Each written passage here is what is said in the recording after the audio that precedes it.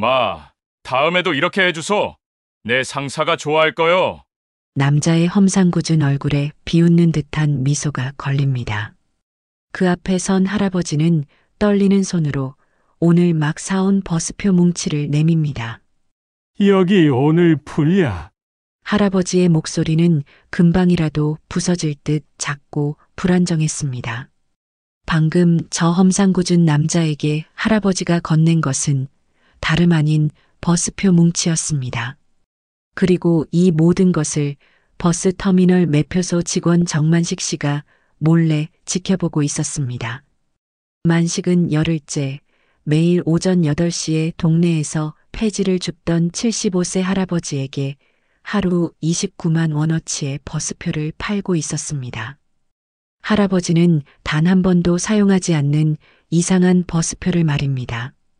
폐지를 주우며 하루 1만 원도 힘들게 벌던 할아버지가 갑자기 하루에 그 30배에 가까운 돈을 왜 쓰게 된 걸까요? 터미널 뒤편에 버스표 뭉치를 건네던 저 험상궂은 남자는 누구이며 할아버지는 어떤 약점을 잡혀 이 끔찍한 일을 당하고 계신 걸까요? 마침내 모든 비밀을 알게 된 순간 만식은 차가운 매표소 유리창에 기댄 채 참아왔던 눈물을 터뜨리고 말았습니다.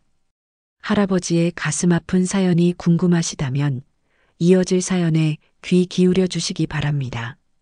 사연 시작 전에 무료로 할 수 있는 구독과 좋아요 부탁드립니다. 원더풀 은빛 정원에 찾아주신 고마운 분들께 행복과 기쁨 그리고 건강이 가득하기를 기원합니다. 강원도 평창군의 작은 버스터미널은 오전 7시 50분경이면 활기를 띠기 시작했습니다. 정만식은 25년째 이곳에서 버스표를 판매해 왔습니다. 62세가 된 지금도 그는 매일 새벽 6시에 출근하여 터미널 청소를 시작했습니다. 낡은 매표소 유리창 너머로 보이는 풍경은 언제나 한결같았습니다. 소수의 승객들이 서울행이나 춘천행 버스를 기다렸고 가끔 관광객들이 정선이나 강릉으로 향하는 표를 구매했습니다. 그러나 지난 2주 전부터 이상한 일이 일어나기 시작했습니다. 오전 8시 정각 시계 바늘이 팔을 가리키는 순간 터미널 정문이 삐걱거리며 열렸습니다. 75세쯤으로 보이는 할아버지가 천천히 걸어 들어왔습니다. 낡은 베이지색 모자를 눌러쓰고 색이 바랜 네이비 재킷을 입은 그는 오래된 서류 가방을 손에 들고 있었습니다. 걸음걸이는 느렸지만 단단했고 눈빛에는 어딘가 결의가 서려 있었습니다. 강릉행 10장, 속초행 5장, 부산행 5장 주세요. 목소리는 낮았지만 또렷했습니다. 만식은 처음에는 귀를 의심했습니다. 총 20장이라니 한 번에? 하지만 할아버지는 이미 지갑에서 현금을 꺼내고 있었습니다. 빳빳한 5만 원권 지폐들이 차례로 놓였습니다. 할아버지, 표 20장이요? 단체로 가시는 건가요? 그냥 주세요. 할아버지의 답변은 짧고 단호했습니다. 만식은 어리둥절하며 표를 끊어주었습니다. 강릉행 1만 2천 원씩 10장, 속초행 8천 원씩 5장, 부산행 3만 원씩 5장, 총 29만 원이었습니다. 할아버지는 표를 받아 서류 가방에 조심스럽게 넣은 뒤 고개를 끄덕이고는 터미널을 나섰습니다. 버스를 타지도 않은 채로 첫날은 그저 특이한 손님이라고 생각했습니다. 하지만 다음날 오전 8시 할아버지가 다시 나타났습니다. 똑같은 복장, 똑같은 시간, 똑같은 주문이었습니다. 강릉행 10장, 속초행 5장, 부산행 5장 사흘째 되던 날 만식은 참지 못하고 물었습니다. 할아버지, 혹시 여행사를 운영하시는 건가요? 아니면 그냥 필요해서 그럽니다. 할아버지의 대답은 여전히 간단했습니다. 하지만 만식은 이상한 점을 발견했습니다. 할아버지의 손이 미세하게 떨리고 있었습니다. 돈을 세는 동안 내내 그러했습니다. 일주일이 지나자 터미널 청소부 김순덕 아주머니도 궁금해하기 시작했습니다. 만씨가 저 할아버지 뭐 하는 분이야? 매일 와서 표만 사고 버스는 안 타고. 모르겠어요. 물어봐도 대답을 안 하셔서. 하루 29만 원씩이면 일주일에 203만 원이었습니다. 한 달이면 거의 900만 원에 가까운 돈이었습니다. 그것도 모두 현금으로 지불되었습니다. 만식은 점점 의심스러워졌습니다. 혹시 불법 티켓 거래일까? 아니면 사기일까? 열흘째 되던 날 만식은 몰래 할아버지를 관찰하기로 결심했습니다. 할아버지가 표를 산 뒤 터미널을 나서는 모습을 유리창 너머로 지켜보았습니다. 할아버지는 터미널 뒤편 골목으로 사라졌습니다. 만식은 재빨리 매표소를 나와 조심스럽게 뒤를 따라갔습니다. 골목길은 좁고 어두웠으며 비가 온 뒤라 진흙탕이 되어 미끄러웠습니다. 할아버지는 천천히 걸어가다 갑자기 멈춰 섰습니다. 그 앞에는 그림자처럼 서 있는 남자가 있었습니다. 그 남자는 40대 후반쯤으로 보였지만 세월이 새긴 주름과 거친 수염으로 인해 훨씬 더 나이 들어 보였습니다. 험상궂은 인상이었습니다. 깊게 패인 흉터가 왼쪽 뺨을 가로지르고 눈빛은 날카로워 마치 야생 짐승처럼 사람을 꿰뚫어 보는 듯 했습니다. 검은 가죽 재킷 아래로 드러난 팔뚝은 문신으로 뒤덮여 있었고 손에는 커다란 반지가 끼워져 있었습니다. 그 반지가 빛을 받아 번뜩일 때마다 불길한 기운이 느껴졌습니다. 그는 담배를 피우며 서 있었고 연기가 피어오르는 모습은 마치 지옥에서 올라온 악귀처럼 보였습니다. 할아버지가 다가가자 남자는 웃었습니다. 그 미소는 친근함을 나타내는 것인지 탐욕스러운 것인지 구분하기 어려웠습니다. 할아버지는 서류 가방을 열어 오늘 산 버스표들을 꺼냈습니다. 떨리는 손으로 표를 세어 남자에게 건넸습니다. 여기, 오늘 분량. 할아버지의 목소리는 작고 불안정했습니다. 남자는 표를 받아들더니 대충 훑어보고는 주머니에 쑤셔 넣었습니다. 다음에도 이렇게 해주소. 내 상사가 좋아할 거요. 그의 말투는 낮고 위협적이었습니다. 마지막 말에 할아버지가 살짝 움찔하는 모습이 보였습니다.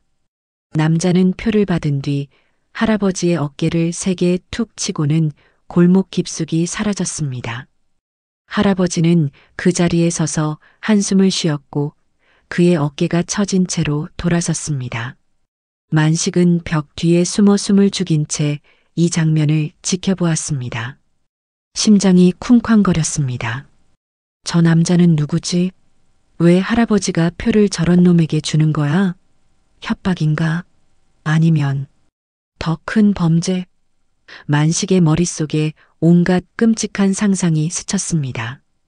보이스피싱, 돈 세탁, 심지어 인신매매 같은 끔찍한 일이 떠올랐습니다. 할아버지의 떨리는 손과 창백한 얼굴이 떠올라 가슴이 아팠습니다. 이건 단순한 미스터리가 아니었습니다. 누군가의 목숨이 걸린 어두운 비밀이 숨겨져 있는 듯 했습니다. 할아버지는 10분쯤 후에 빈손으로 골목을 나왔습니다. 서류 가방은 그대로 들고 있었지만 뭔가 가벼워 보였습니다. 만식은 그 뒤를 따라가 보니 할아버지가 인근 낡은 창고로 들어가는 것을 확인했습니다. 하지만 이미 본 그 광경으로 인해 더 이상 다가갈 용기가 나지 않았습니다. 할아버지가 저 험상궂은 놈과 엮인 건가? 왜? 그리고 그 표들은 대체 어디로 가는 거지? 뭔가 이상해. 만식은 동료 박기철에게 상황을 설명했습니다. 기철은 40대 중반으로 터미널에서 정비와 관리 업무를 담당했습니다. 형님, 그거 완전 수상하잖아요.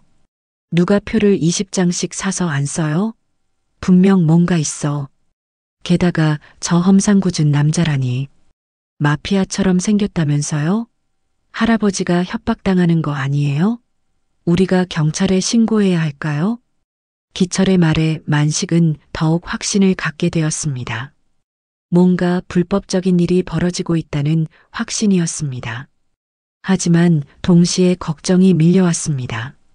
할아버지가 피해자일지도 모른다는 생각에 가슴이 답답해졌습니다. 저 할아버지 정말 괜찮을까?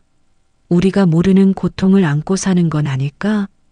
보름째 되던 날 할아버지가 평소보다 조금 늦게 나타났습니다. 오전 8시 10분이었습니다. 걸음걸이도 더 느려 보였고 얼굴색도 좋지 않았습니다. 하지만 주문은 똑같았습니다. 강릉행 10장, 속초행 5장, 부산행 5장. 이번에는 만식이 용기를 냈습니다. 할아버지, 죄송하지만 신분증 좀 확인할 수 있을까요? 요즘 불법 티켓 거래 때문에 확인하라고 해서요. 할아버지는 잠시 멈칫했습니다. 그리고는 지갑에서 신분증을 꺼냈습니다. 오태훈, 1949년생, 75세. 할아버지, 이 표들로 정말 어디 가시는 거예요? 매일 이렇게 사시는데. 꼭 필요한 일입니다. 할아버지의 목소리에는 이전과 다른 무언가가 섞여 있었습니다. 슬픔일까? 간절함일까? 아니면 공포일지도 모른다는 생각이 들었습니다. 만식은 그 험상궂은 남자의 얼굴이 떠올라 속으로 불안해졌습니다. 그럼 언제 여행 가실 건가요? 모르겠습니다. 이상한 대답이었습니다.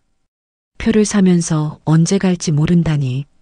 할아버지가 떠난 뒤 만식은 결심했습니다.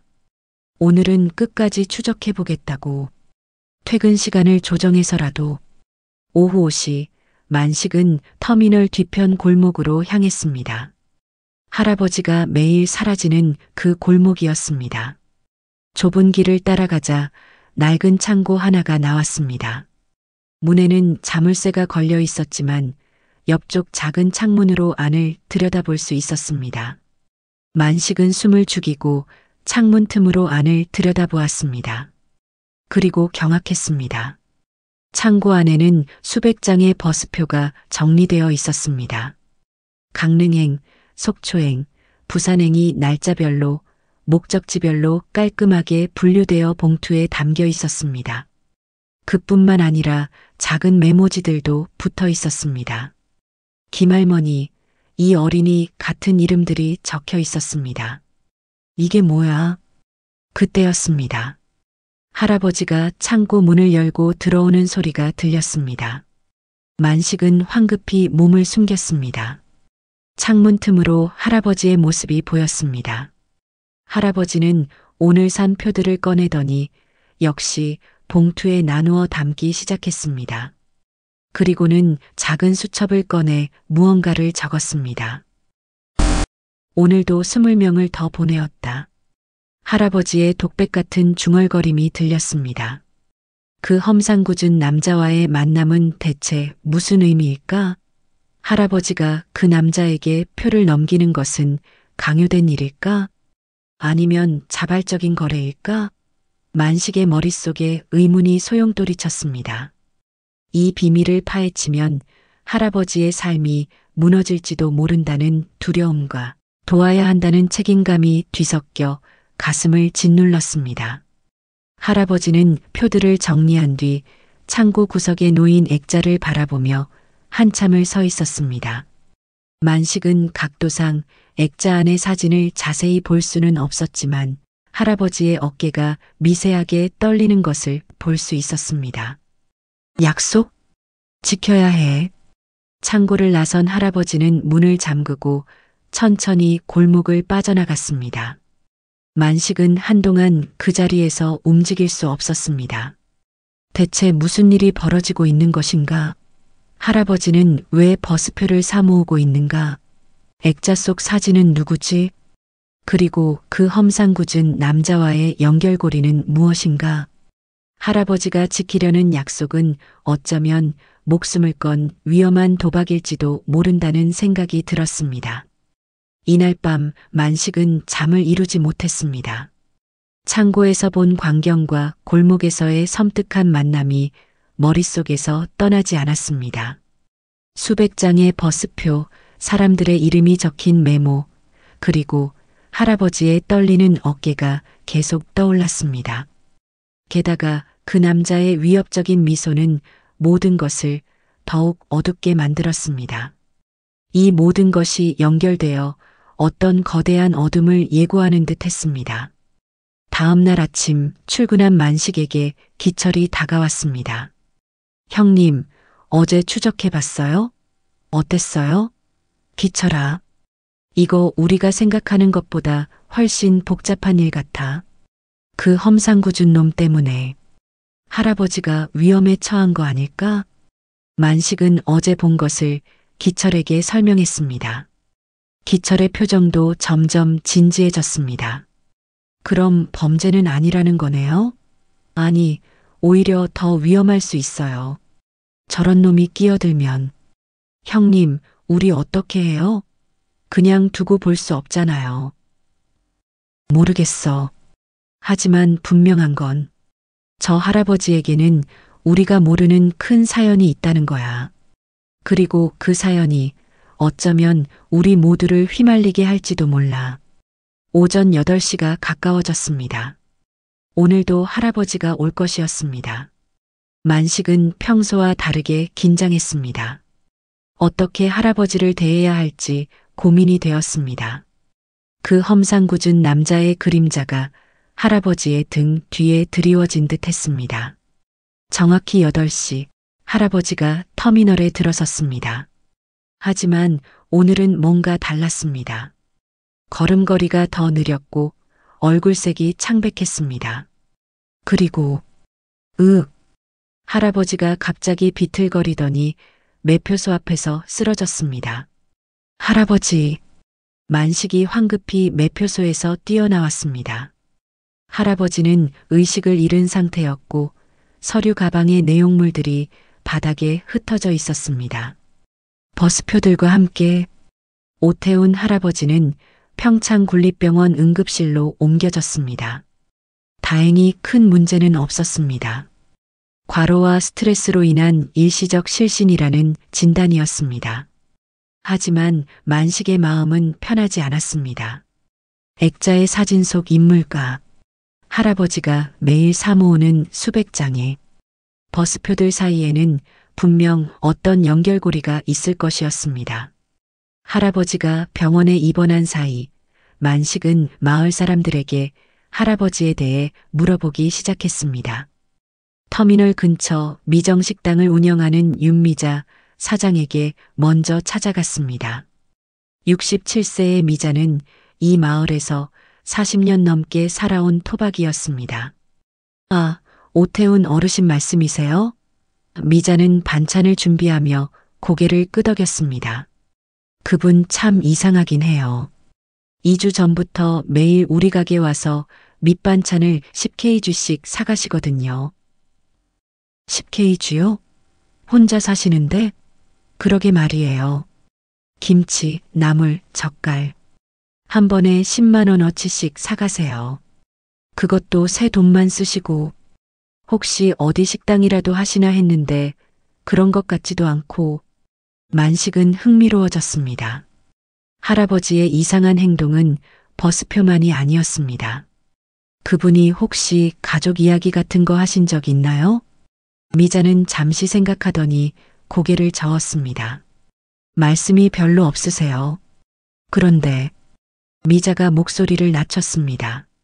한 번은 반찬을 포장해 드리는데 소연이가 좋아했던 건데 하고 혼잣말을 하시더라고요. 소연이가 누군지는 모르겠지만 만식은 이번에는 터미널 맞은편 행복슈퍼를 찾아갔습니다. 60세의 최병철 사장이 계산대에서 TV를 보고 있었습니다. 아, 만식이. 오태훈 할아버지 말이지? 그분도 참 특이해. 매일 와서 음료수를 30병씩 사가. 이온음료, 과일 주스, 물. 다양하게. 30병씩요? 응. 그리고 과자랑 빵도 한 보따리씩. 아이들이 좋아할 만한 것들로만. 우리 손주들도 그렇게 안 사주는데. 병철이 웃었습니다. 그런데 이상한 건 계산할 때마다 이걸로 아이들이 기뻐할까? 이런 말씀을 하셔. 혹시 손주들이 많으신가 했는데 혼자 사신다고 하더라고. 만식은 점점 혼란스러워졌습니다. 할아버지는 대체 무엇을 하고 있는 것일까? 버스표, 반찬, 음료수와 과자는 혼자 쓸 리가 없었습니다. 그날 저녁 만식은 터미널 직원 숙소에서 기철과 함께 상황을 정리해 보았습니다. 형님, 이거 뭔가 이상하지 않아요? 할아버지가 매일 버스표 20장, 반찬 10kg, 음료수 30병을 사신다고요? 그러게. 그리고 모든 걸 현금으로 사시고. 도대체 어디서 그런 돈이 나오는 거지? 기철이 핸드폰을 꺼냈습니다. 형님, 이거 혹시 보이스피싱이나 사기 같은 거 아닐까요?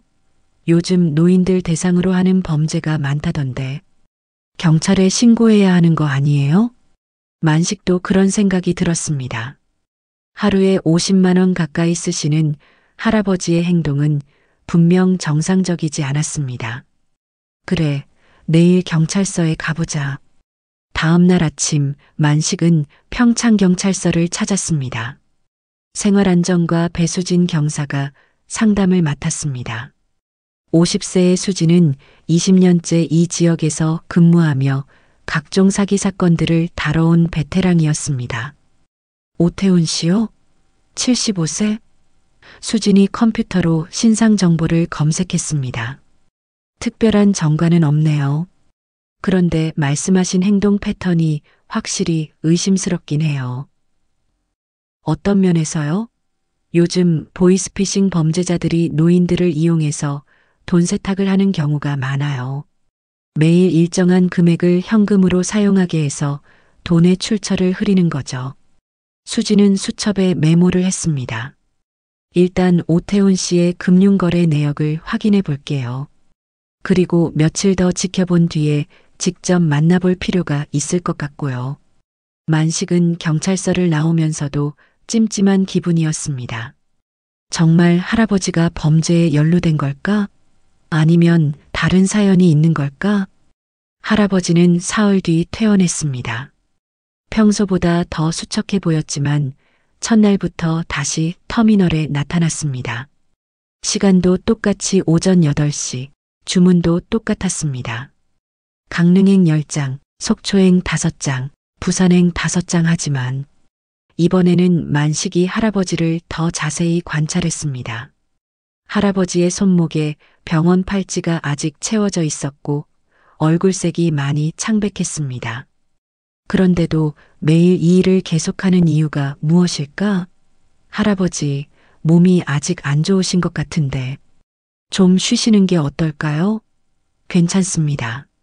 이 일은 꼭 해야 하는 일이에요. 할아버지의 목소리에는 강한 의지가 담겨 있었습니다. 마치 사명감 같은 것이 느껴졌습니다. 이날도 할아버지는 터미널 뒤편 골목으로 향했습니다. 만식은 몰래 뒤를 따라갔습니다. 창고 앞에서 할아버지는 휴대폰으로 누군가와 통화를 하고 있었습니다. 네, 준비됐습니다. 오늘도 보내드리겠습니다. 네, 아이들이 많이 기뻐했다고요? 다행입니다. 네, 내일도 같은 시간에.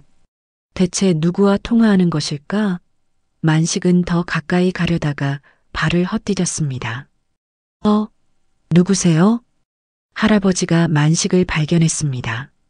만식은 당황스러웠지만 솔직하게 말했습니다. 죄송합니다. 할아버지께서 매일 오시는데 어디 가시는지 궁금해서. 할아버지는 한동안 만식을 바라보더니 한숨을 쉬었습니다. 많이 궁금하셨을 거예요. 네, 그런데 혹시 무슨 어려운 일에 휘말리신 건 아니죠? 요즘 노인분들을 상대로 한 사기가 많다고 해서. 할아버지의 표정이 순간 어두워졌습니다. 사기요? 저를 사기꾼으로 생각하시는 건가요? 아닙니다. 그게 아니라 할아버지께서 사기를 당하시는 게 아닌가 해서. 할아버지는 잠시 생각하더니 창고 문을 열었습니다. 들어오세요. 만식은 조심스럽게 창고 안으로 들어갔습니다. 낮에 보는 창고 내부는 더욱 놀라웠습니다. 벽면을 따라 설치된 선반에는 날짜별로 정리된 버스표들이 가득했습니다. 그리고 한쪽에는 반찬과 음료수, 과자들이 포장되어 있었습니다. 이게 다 뭐예요? 제가 하고 있는 일입니다.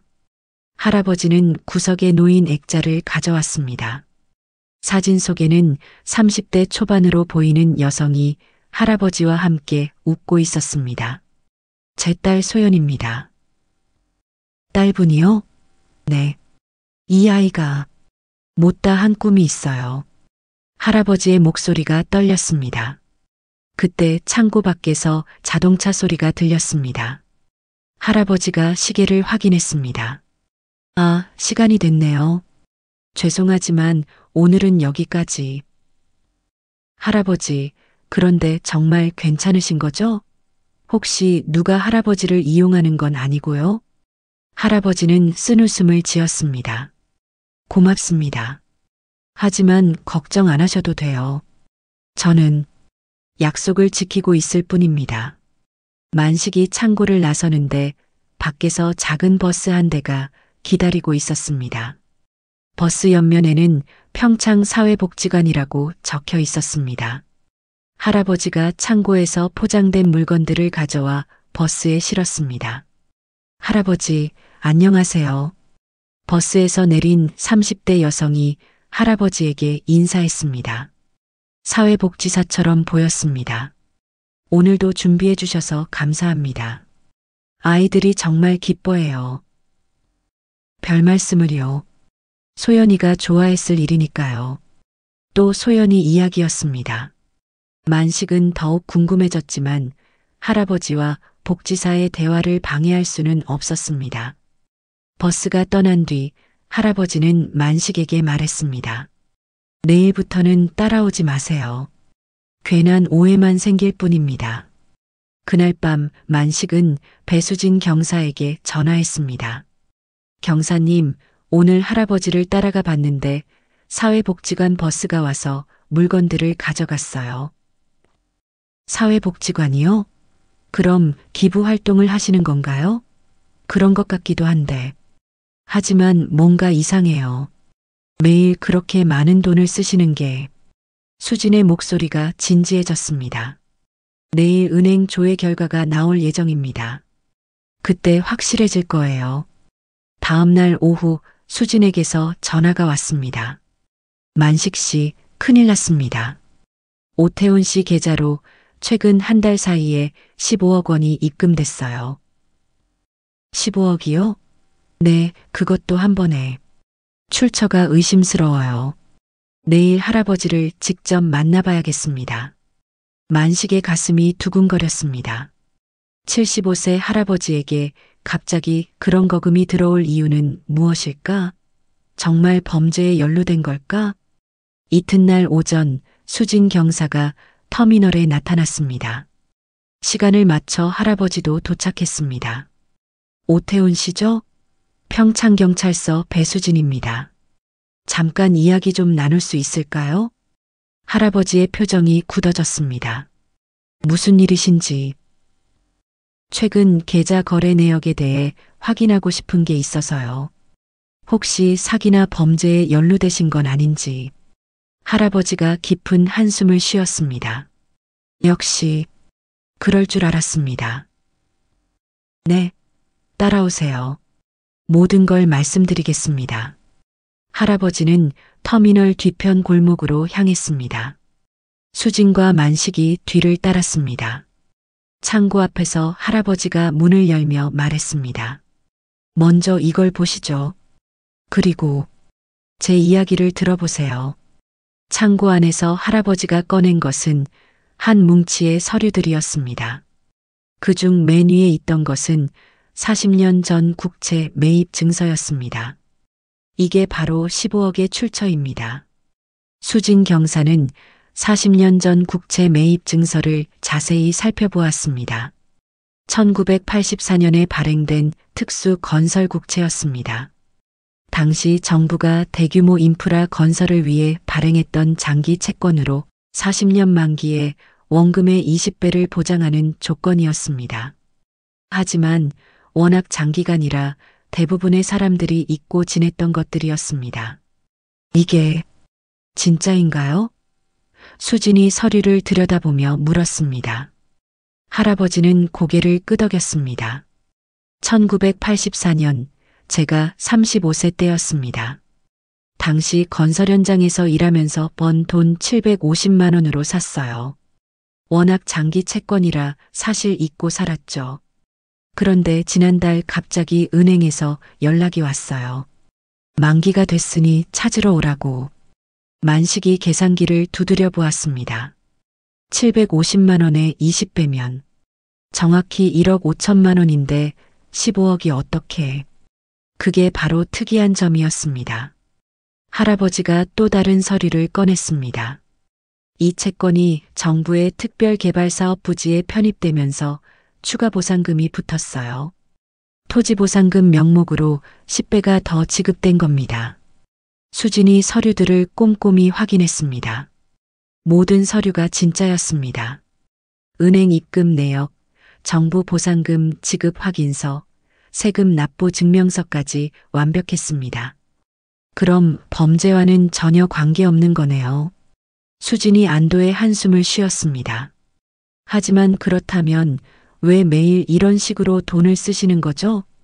할아버지는 창고 구석에 액자를 가져왔습니다.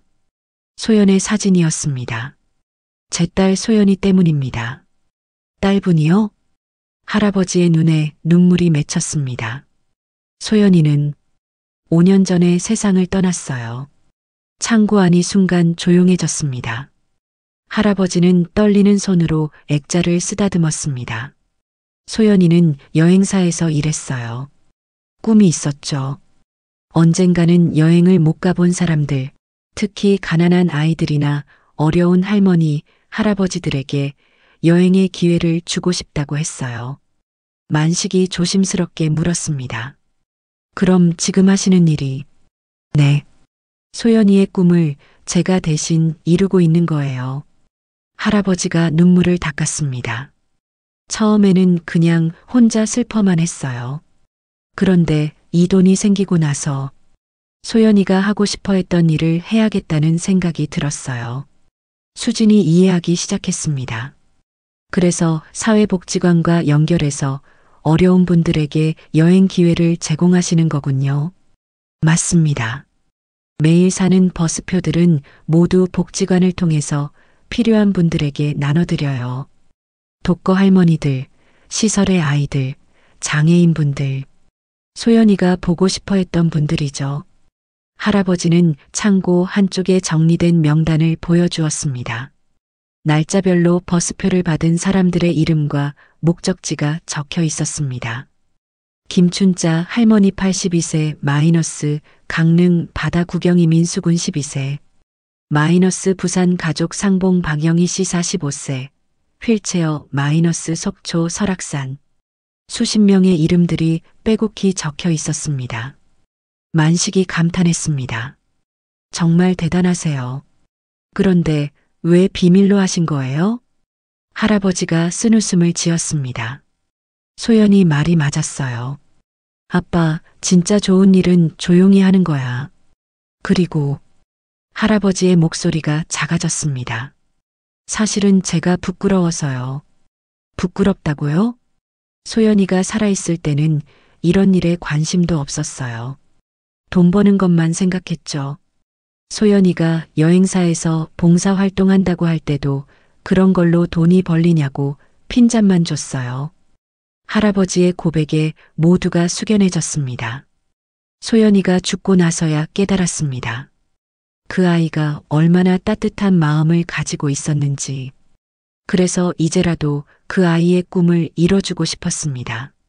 수진이 고개를 끄덕였습니다. 이해됩니다.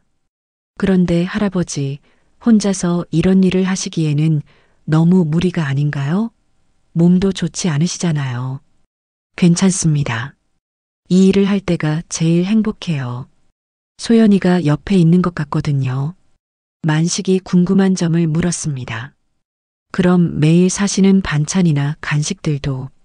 네, 여행 가시는 분들 도시락이에요.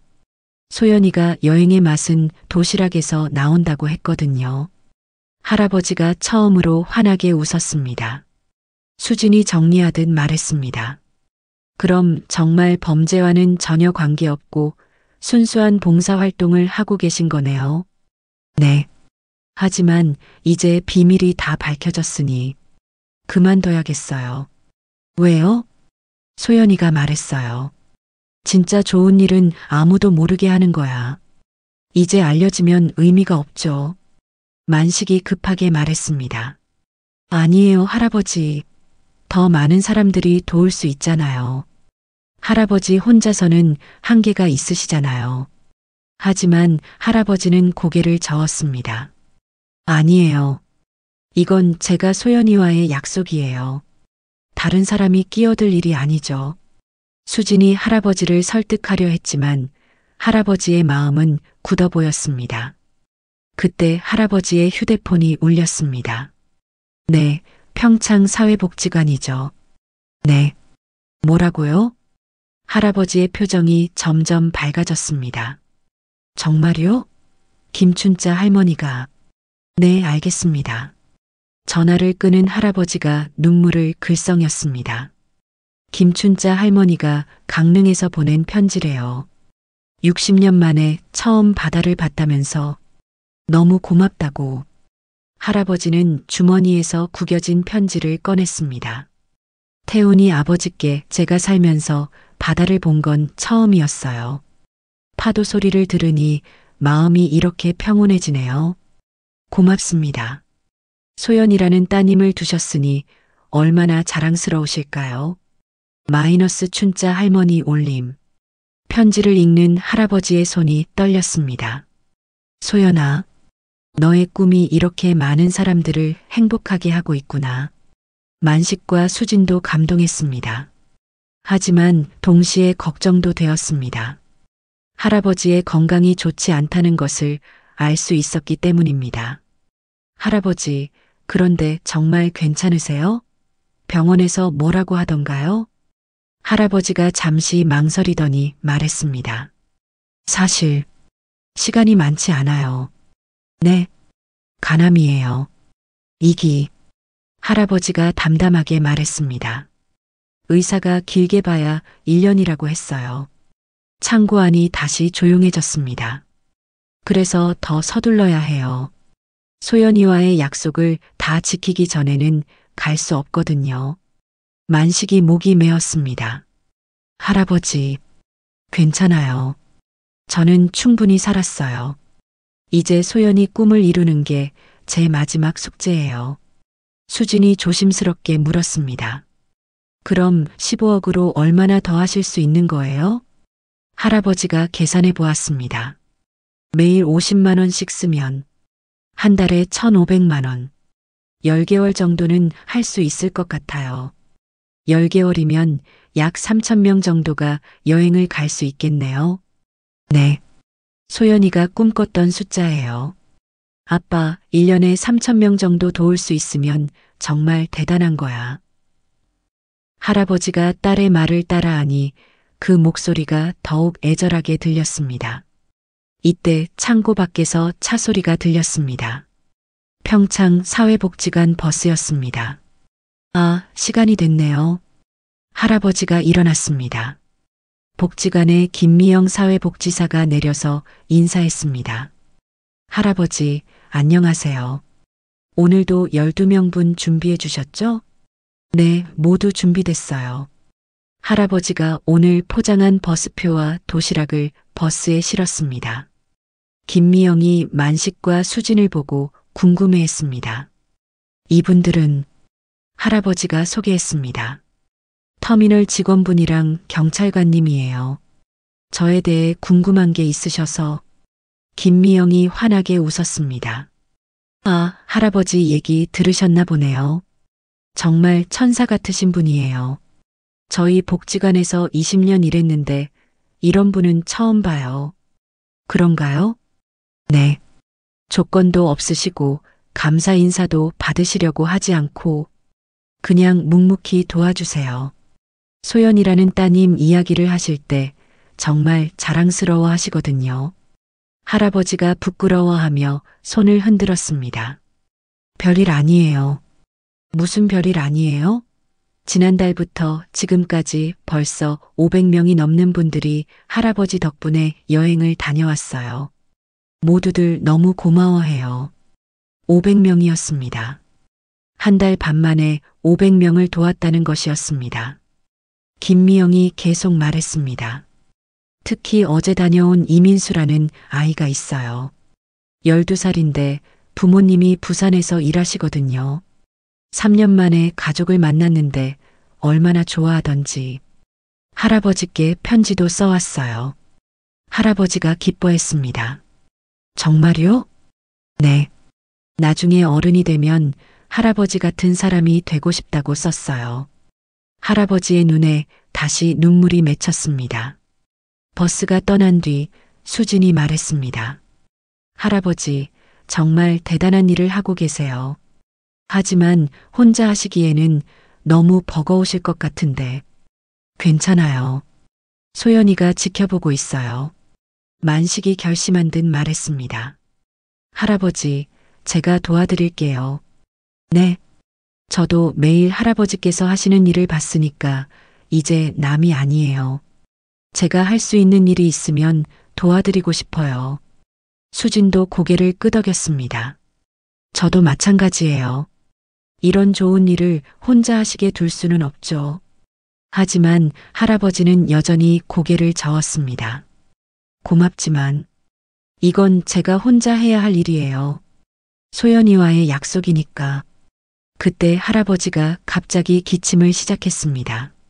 심한 기침과 함께 입에서 피가 나왔습니다. 할아버지, 만식과 수진이 급하게 할아버지를 부축했습니다. 병원에 가야 해요. 할아버지는 휴지로 입을 닦으며 말했습니다. 괜찮아요. 이 정도는.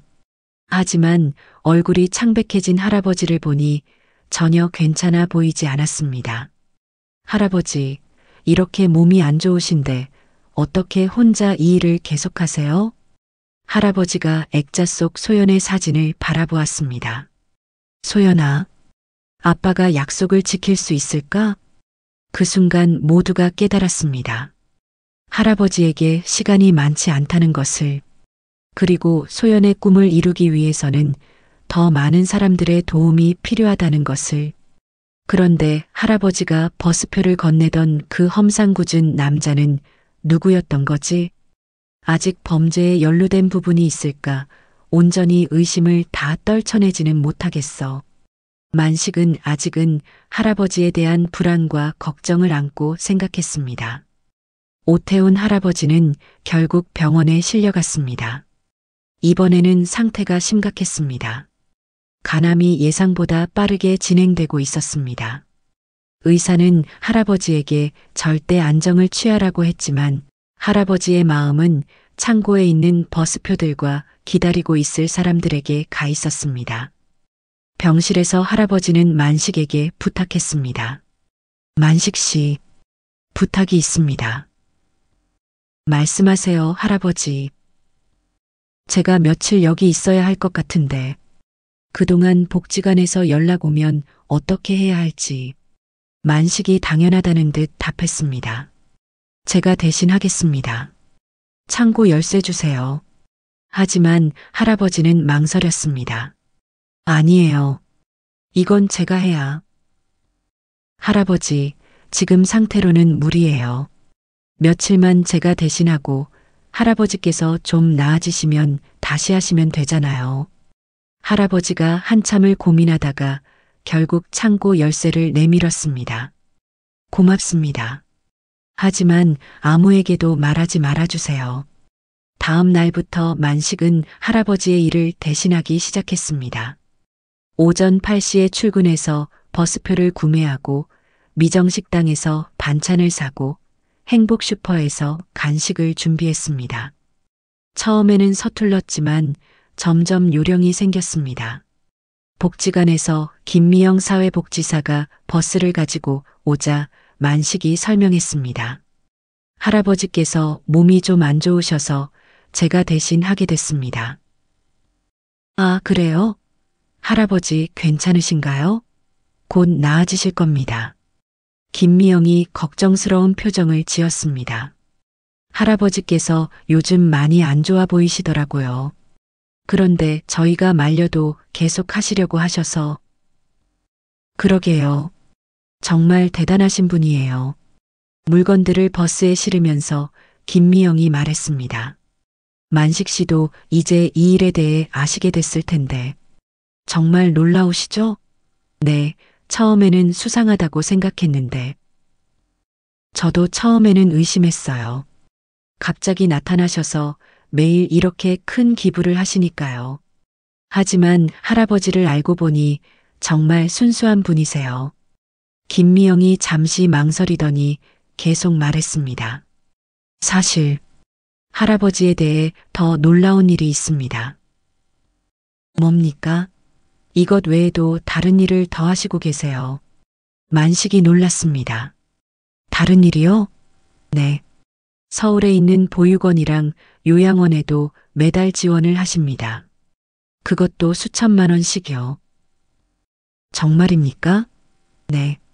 그리고 장학금도 주세요. 어려운 가정의 아이들 대학 등록금을 대신 내주시거든요. 이미 20명 넘게 도우셨어요. 만식은 충격을 받았습니다. 할아버지가 하는 일이 버스표 나누어 주기만이 아니었습니다. 그럼 하루 50만 원보다 훨씬 더 많이 쓰시는 거네요? 그럴 겁니다. 제가 보기에는 한 달에 5천만 원은 넘게 쓰시는 것 같아요. 만식이 계산해 보았습니다. 한 달에 5천만 원이면 15억 원은 2년 반 정도면 다 떨어집니다. 하지만 할아버지는 시간이 1년도 없다고 했습니다. 할아버지가 그렇게 서두르는 이유가 있었군요. 그날 오후 만식은 창고로 향했습니다. 할아버지가 부탁한 물품들을 정리하고 다음날 복지관에 전달할 버스표를 준비하기 위해서였습니다. 창고 문을 열고 들어가자 익숙한 수백 장의 버스표와 이름이 적힌 메모지들이 눈에 들어왔습니다. 그런데 문득 골목에서 보았던 그 험상궂은 남자가 떠올랐습니다. 할아버지가 그에게 표를 넘기던 장면, 그 위협적인 분위기가 여전히 마음을 무겁게 했습니다. 대체 그 남자는 누구지? 할아버지가 협박당하는 건 아닌가? 불안한 마음에 만식은 창고를 정리하며 계속 그 생각을 곱씹었습니다. 그때 창고 문이 삐걱 열리며 누군가 들어왔습니다. 만식은 깜짝 놀라 뒤를 돌아보았습니다. 거기 서 있는 이는 다름 아닌 그 험상궂은 남자였습니다. 깊은 흉터가 새겨진 얼굴, 날카로운 눈빛, 문신이 덮인 팔뚝. 그는 손에 담배를 들고 있었고 입꼬리가 살짝 올라간 미소는 여전히 불길해 보였습니다. 만식은 순간 몸이 굳었습니다. 여기서 무엇을 하시는지요? 남자가 낮고 굵은 목소리로 물었습니다. 만식은 침을 꿀꺽 삼키며 대답했습니다. 저 할아버지 부탁으로 물건 정리하러 왔습니다. 당신은 누구시죠? 남자가 담배를 끄며 한 걸음 다가왔습니다. 만식은 자신도 모르게 뒷걸음질 쳤습니다. 오태훈 할아버지를 말씀하시는 겁니까? 남자가 고개를 갸우뚱하며 물었습니다. 네. 근데 왜 여기 계신 겁니까? 할아버지가 이 표들을 당신한테 넘기던데. 대체 무슨 일입니까? 만식의 목소리에 날이 섰습니다. 그는 더 이상 참을 수 없었습니다. 할아버지가 병원에 누워있는 지금 이 수상한 남자가 창고에 나타난 것이 우연일 리 없었습니다. 남자는 잠시 만식을 빤히 쳐다보더니 갑자기 작게 미소 지었습니다. 그 미소는 예상치 못하게 따뜻했습니다. 오해가 있었던 모양입니다. 저를 어떻게 보신 겁니까? 안표상으로 보셨나요? 아니면 다른 뭔가로? 만식이 당황하며 대답했습니다. 아니, 그게 당신이 할아버지한테 표를 받고 좀 위협적으로 보였습니다. 남자가 고개를 저으며 손을 내밀었습니다. 제 잘못도 있습니다. 인상이 이래서 자주 오해를 받거든요. 저는 최민규 평창복지관에서 일하는 사회복지사입니다. 만식은 얼떨결에 손을 잡았습니다. 하지만 여전히 의심이 가시지 않았습니다. 사회복지사시라고요? 근데 왜 그렇게 할아버지를 위협적으로 보였다고요? 죄송합니다. 제가 좀 무뚝뚝하게 말하는 버릇이 있어서요. 그리고 이 흉터, 최민규가 자신의 뺨을 가리켰습니다. 이건 어렸을 때 교통사고로 생긴 겁니다. 덕분에 사람들이 다들 겁먹으시죠. 하지만 저 진짜 마음은 따뜻한 사람입니다. 그는 주머니에서 신분증과 복지관 직원증을 꺼내 보여주었습니다. 명함에는 평창복지관 사회복지사 최민규라고 적혀 있었습니다. 만식은 조금씩 긴장이 풀렸습니다. 그럼 할아버지가 당신한테 표를 넘긴 건? 그건 오태훈 할아버지께서 저희 복지관에 기부하시는 버스표입니다. 제가 매일 골목에서 받아서 복지관으로 가져가 정리하는 거죠. 할아버지께서 워낙 조용히 하고 싶어 하셔서 저도 사람들 눈에 띄지 않게 조심스럽게 만났던 겁니다. 만식이 고개를 끄덕였습니다. 퍼즐이 맞춰지는 기분이었습니다. 그럼 그때 할아버지가 떨고 계셨던 건? 그건 아마 몸이 안 좋으셔서 그랬을 겁니다. 요즘 할아버지 건강이 많이 안 좋으시잖아요. 제가 몇 번 말렸는데도 계속 표를 사오시더라고요. 정말 대단한 분이십니다. 최민규의 얼굴에 진심 어린 존경이 묻어났습니다. 만식은 자신이 얼마나 큰 오해를 했는지 깨달았습니다. 그 험상궂은 인상 뒤에 숨겨진 따뜻한 마음을 전혀 몰랐던 것입니다. 죄송합니다. 제가 완전히 오해했네요.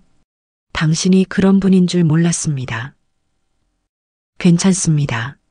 자주 있는 일이에요.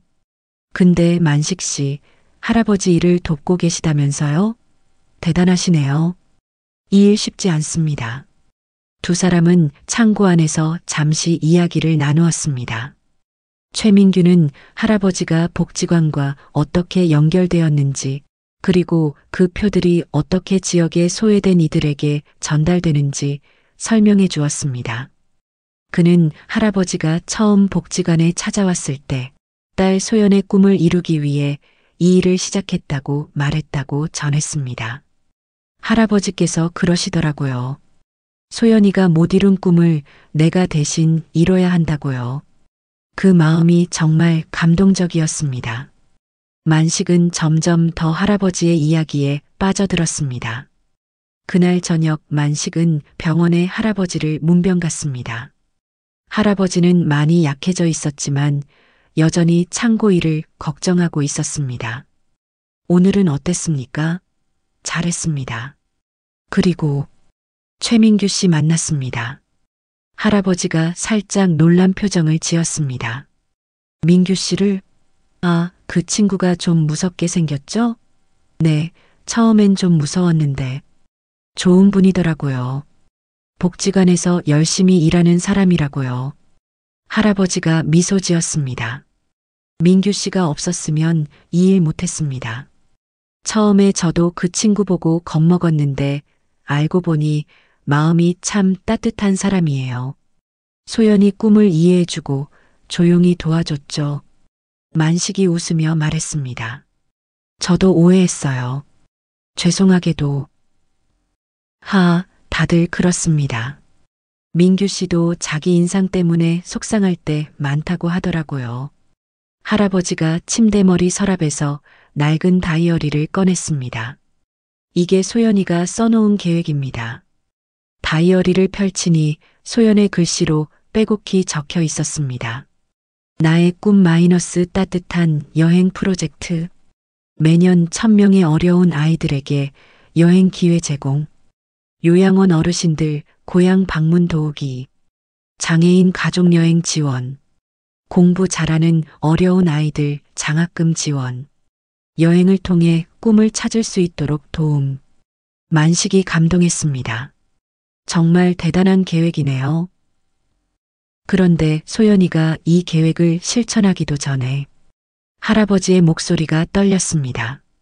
무슨 일이 있었던 겁니까? 할아버지가 눈을 감고 깊게 숨을 쉬었습니다. 5년 전 12월 24일이었어요. 소연이가 첫 봉급을 받았다고 집에 왔어요. 아빠, 이번에는 우리 가족끼리 여행 가자고 하면서요. 크리스마스 이브네요. 네. 소연이가 직접 강릉행 버스표 3장을 사왔어요. 다음 날 아침에 떠나기로 했거든요. 평생 바다를 못 본 저와 소연이 엄마를 위해서였습니다. 할아버지의 눈에서 눈물이 흘렀습니다. 그런데 그날 밤에 큰 눈이 왔어요. 소연이가 다시 터미널에 가서 시간을 확인하고 오겠다고 나갔는데 설마 폭설 때문에 길이 얼어 있었어요. 터미널에서 돌아오는 길에 차가 미끄러져서 그만 할아버지가 흐느꼈습니다. 만식도 가슴이 아팠습니다. 소연이가 사고 현장에서 꼭 쥐고 있던 게 바로 그 버스표 3장이었어요. 젖어서 글씨도 번졌지만 강릉행이라는 글자만 보였습니다. 만식이 이제 이해했습니다. 할아버지가 왜 매일 버스표를 사는지, 왜 강릉행을 빼놓지 않는지, 그래서 강릉행표를 꼭 사시는 거군요. 네. 소연이가 못 간 그 여행을 다른 사람들이 대신 갈 수 있게 해주고 싶습니다. 할아버지가 다이어리의 다른 페이지를 보여주었습니다. 아빠에게 마이너스 만약 내가 먼저 가게 되면 내 꿈을 대신 이뤄주세요. 돈이 많이 필요하겠지만 언젠가는 할 수 있을 거예요. 사랑해요, 아빠. 이 글을 쓴 지 한 달 후에 소연이가 세상을 떠났어요. 마치 예감이라도 했던 것처럼 만식이 울컥했습니다. 할아버지, 그래서 채권 돈으로. 네. 소연이가 보낸 선물이라고 생각합니다. 하늘에서 아빠에게 꿈을 이뤄보라고 준 기회 말입니다. 할아버지가 다시 다이어리를 넘겼습니다. 소연이 직접 그린 그림이 있었습니다. 버스에 탄 아이들이 환하게 웃고 있는 모습이었습니다. 소연이가 그린 행복한 여행버스입니다. 이 그림을 볼 때마다 소연이가 얼마나 따뜻한 아이였는지 생각납니다. 정말 예쁜 그림이네요. 소연이는 항상 말했어요.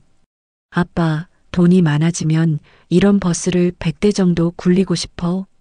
그래서 전국의 모든 아이들이 여행을 갈 수 있게 해주고 싶어. 할아버지가 그림을 쓰다듬었습니다. 지금 제가 하는 일이 소연이가 꿈꾸던 그 버스입니다. 비록 한 번에 한 명씩밖에 태우지 못하지만 만식이 깊이 감동했습니다.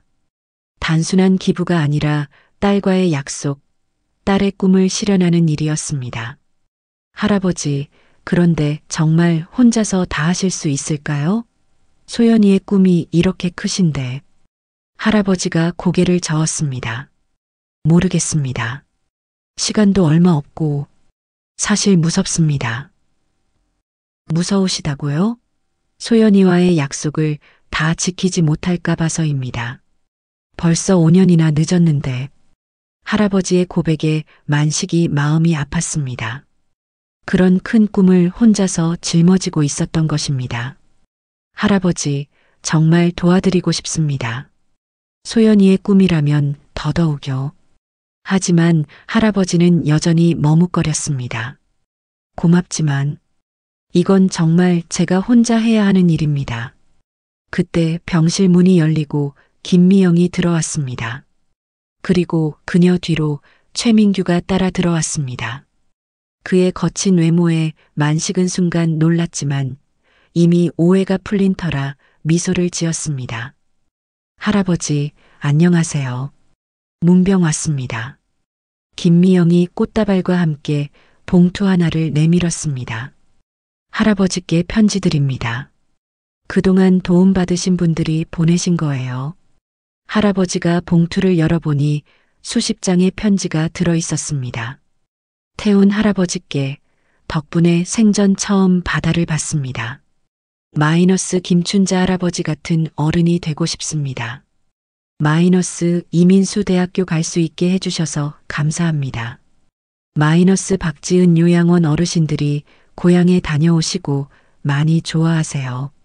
마이너스 평창 요양원. 편지를 읽는 할아버지의 눈에 눈물이 멈추지 않았습니다. 최민규가 무뚝뚝한 목소리로 말했습니다. 할아버지, 저도 편지 한 통 썼습니다. 제가 말은 잘 못하지만 할아버지 덕분에 저희 복지관 아이들이 정말 행복해졌습니다. 만식이 놀라 물었습니다. 최민규 씨도 편지 쓰셨어요? 네, 제가 썼다고 이상합니까? 저도 마음은 따뜻합니다. 최민규가 살짝 미소 지으며 말했습니다. 그의 말투는 무뚝뚝했지만 진심이 담겨 있었습니다. 김미영이 말했습니다. 할아버지, 지금까지 도움받으신 분들이 벌써 1,500명이 넘습니다. 1,500명이요? 네. 버스 여행, 장학금, 요양원과 보육원 지원까지 합치면요. 정말 대단한 일을 하고 계십니다. 만식이 놀랐습니다. 생각보다 훨씬 많은 사람들을 도왔던 것입니다. 할아버지가 떨리는 목소리로 물었습니다. 소연이가 기뻐할까요?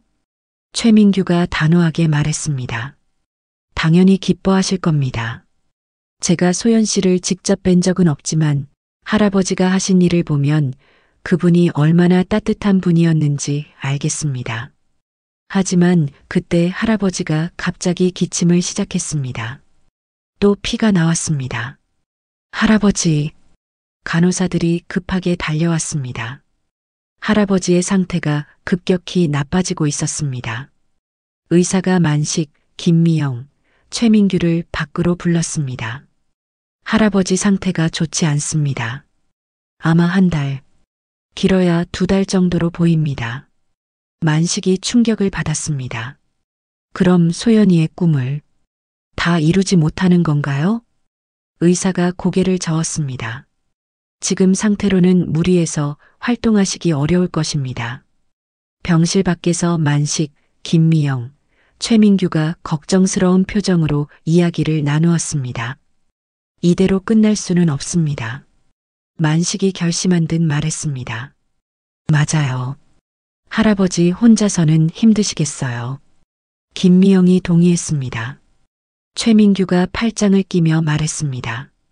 제 생각에도 이건 이제 우리 모두가 함께해야 할 일입니다. 할아버지가 시작하신 소연 씨의 꿈, 저희 복지관에서도 계속 이어갈 수 있도록 힘쓰겠습니다. 만식이 고개를 끄덕였습니다. 맞습니다. 최민규 씨, 같이 도와주시겠습니까? 당연히 도와드리겠습니다. 제가 인상은 이래도 마음은 따뜻하다고요. 최민규가 무뚝뚝하지만 진심 어린 목소리로 말했습니다. 두 사람은 그날 밤 긴 이야기를 나누었습니다. 소연의 꿈을 어떻게 이어갈 것인지, 할아버지를 어떻게 설득할 것인지에 대해 논의했습니다. 다음 날 아침 할아버지가 깨어나자 만식이 조심스럽게 말을 꺼냈습니다. 할아버지, 결정했습니다. 소연이의 꿈을 함께 이뤄나가고 싶습니다. 만식 씨, 혼자서는 한계가 있습니다. 하지만 여러 사람이 함께하면 소연이의 꿈을 더 크게, 더 오래 이어갈 수 있습니다. 할아버지가 망설였습니다. 하지만 이건 최민규가 끼어들었습니다. 할아버지, 저도 함께하겠습니다. 소연 씨 꿈 저희 복지관에서도 책임지고 이어가겠습니다. 할아버지께서 저를 믿어주셨듯이 저도 할아버지와 소연 씨를 믿습니다. 할아버지가 소연의 다이어리를 다시 펼쳤습니다. 마지막 페이지에 소연이 쓴 글이 있었습니다. 이 꿈이 혼자만의 꿈이 아니라 모든 사람들의 꿈이 되었으면 좋겠어요. 그래서 세상이 조금 더 따뜻해졌으면 좋겠어요. 할아버지가 글을 읽으며 눈물을 흘렸습니다. 소연아, 너는 정말 대단한 아이구나. 강원도 작은 마을의 버스터미널은 더 이상 예전의 조용한 터미널이 아니었습니다. 오태훈 할아버지의 사연이 밝혀진 이후 마을은 온기로 가득 찼습니다. 한때 의심과 오해로 수군대던 상인들과 터미널 직원들은 할아버지의 마음을 이해하고 그 뜻을 이어가기 위해 하나가 되었습니다. 오해가 풀린 순간 마을 전체가 할아버지의 비밀 프로젝트에 동참하며 새로운 희망을 만들어냈습니다. 정만식은 병원에서 퇴원한 오태훈 할아버지를 다시 만났습니다. 간암으로 2달 남았다는 진단서는 만식의 가슴을 무겁게 짓눌렀습니다. 할아버지, 왜 이렇게까지? 만식은 말을 잇지 못했습니다. 할아버지는 담담한 미소로 답했습니다. 소연이가 꿈꿨던 세상, 내가 조금이라도 만들고 싶었을 뿐이요. 만식은 터미널로 돌아와 동료들과 상인들에게 할아버지의 이야기를 전했습니다. 식당 주인 윤미자는 눈물을 훔치며 말했습니다. 우리가 노인을 오해했어요. 보이스피싱이라니, 밀수라니. 이런 마음을 몰랐다니. 슈퍼 주인 최병철도 고개를 끄덕였습니다. 그 많은 음료수, 반찬, 다 아이들과 노인들을 위한 거였구나. 상인들은 부끄러움과 감동 속에서 할아버지를 돕기로 결심했습니다. 형사 배수진은 할아버지의 은행 기록과 비밀 프로젝트를 확인한 뒤 감탄을 금치 못했습니다. 버스표 수백 장 고아원과 복지관으로 보낸 기부네요. 할아버지, 당신은 천사세요. 수지는 할아버지의 프로젝트가 단순한 개인의 선행이 아니라 한 사람의 꿈이 지역사회를 바꾼 기적임을 깨달았습니다. 며칠 뒤 터미널은 새로운 이름으로 거듭났습니다. 소연의 여행길이었습니다. 만식과 상인들은 할아버지의 뜻을 이어 지역의 취약계층, 고아원 아이들, 저소득 가정, 독거노인들에게 무료 여행을 선물하는 프로젝트를 시작했습니다. 윤미자는 매일 반찬을, 최병철은 음료수와 간식을 기부하며 터미널을 찾는 여행자들에게 따뜻한 마음을 전했습니다. 터미널 직원들은 할아버지가 사놓은 버스표를 활용해 첫 여행단을 꾸렸습니다. 강릉행 버스에 오른 아이들의 얼굴에는 처음 보는 바다를 향한 설렘이 가득했습니다. 할아버지, 이게 소연 씨가 꿈꿨던 거죠? 만식이 물었습니다. 할아버지는 창밖을 바라보며 조용히 고개를 끄덕였습니다. 소연이는 늘 말했지. 누구나 한 번쯤 꿈꾸는 곳에 갈 기회가 있어야 한다고. 내가 그의 대신 조금이라도. 그의 목소리는 떨렸지만 눈에는 따뜻한 빛이 맴돌았습니다. 지역 방송국이 이 이야기를 취재하며 사연이 전국으로 퍼졌습니다. 방송 화면에는 강릉 바다를 처음 본 아이들의 웃음소리, 속초에서 회를 맛보며 기뻐하는 노인들의 모습이 담겼습니다. 한 고아원 원장은 카메라 앞에서 말했습니다. 오태훈 할아버지 덕분에 우리 아이들이 처음으로 바다를 봤어요. 이건 단순한 여행이 아니라 아이들에게 꿈을 준 선물이죠. 시청자들의 후원 문의가 쏟아졌고 전국에서 소연의 여행기를 돕기 위한 기부금이 모였습니다. 그러나 오태훈 할아버지의 시간은 점점 짧아지고 있었습니다. 병세가 악화되며 그는 자주 병원과 집을 오갔습니다. 그럼에도 할아버지는 터미널을 찾았습니다. 낡은 모자를 쓰고 빛바랜 재킷을 입은 채로 그는 여전히 버스표를 사며 아이들과 노인들의 여행을 준비했습니다. 어느 날 그는 만식에게 작은 앨범을 건넸습니다. 소연의 사진이 담긴 앨범이었습니다. 이걸 아이들에게 보여줘. 소연이가 어떤 꿈을 꿨는지 알려주고 싶어. 마을 사람들은 할아버지의 마지막 시간을 함께 했습니다. 윤미자는 따뜻한 된장국을 끓여 가져왔고 최병철은 할아버지가 좋아하던 사이다를 챙겨왔습니다. 만식은 터미널에 작은 게시판을 만들어 소연의 여행길에 참여한 이들의 편지와 사진을 붙였습니다. 한 아이가 쓴 편지에는 이렇게 적혀 있었습니다. 할아버지, 바다 너무 예뻤어요. 소연 언니 꿈, 저도 간직할게요. 그러던 어느 가을 아침, 할아버지는 조용히 눈을 감았습니다. 병원 침대 옆에는 소연의 사진과 그가 마지막으로 산 강릉행 버스표 한 장이 놓여 있었습니다. 장례식 날, 터미널은 사람들로 가득 찼습니다.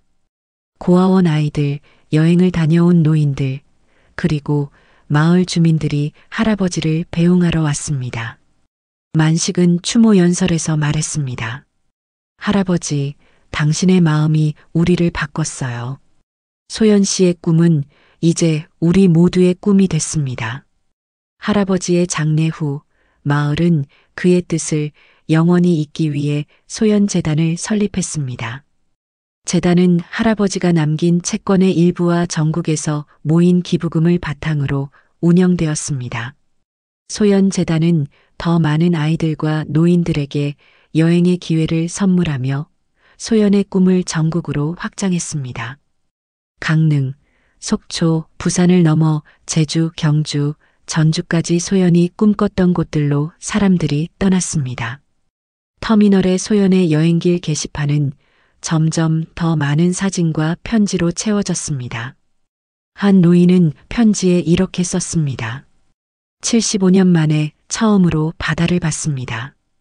오태훈 할아버지, 당신 덕분에 내 생애 가장 행복한 날을 얻었습니다. 재단의 활동은 지역을 넘어 전국적인 나눔 운동으로 번졌습니다. 사람들은 소연의 이야기를 나누며 작은 선행이 세상을 바꿀 수 있음을 배웠습니다.